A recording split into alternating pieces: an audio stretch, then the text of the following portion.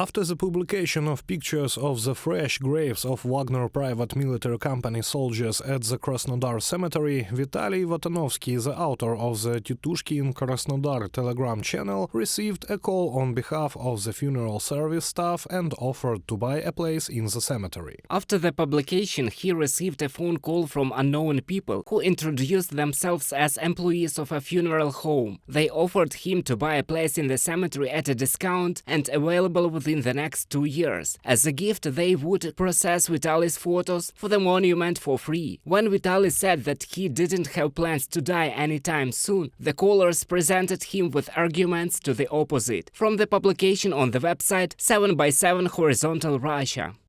After the photos of the Wagner mercenaries' graves were published, Votanovsky began to be called a supporter of Zelensky and called for reprisals against him. He says that for the time being he is not planning to go to police, but will wait for real actions. Meanwhile, in Rostov-on-Don, 2 local residents were given real sentences, more than 2.5 years in prison, to be served in a penal colony.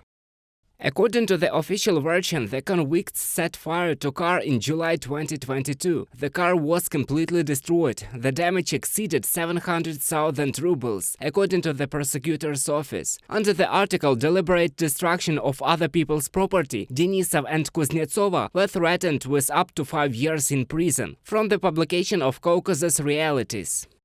Denis Garayev, a resident of Bashkortostan, was sentenced to a 1.5 years of suspended imprisonment in the case of an attempted arson of a military registration and enlistment office. And in the Oryol region, a poet and once a schoolteacher, Alexander Bывshev, was detained on suspicion of promoting terrorism. An administrative protocol was drawn up against him for posting a video of the detention of a pensioner with a poster "No to War."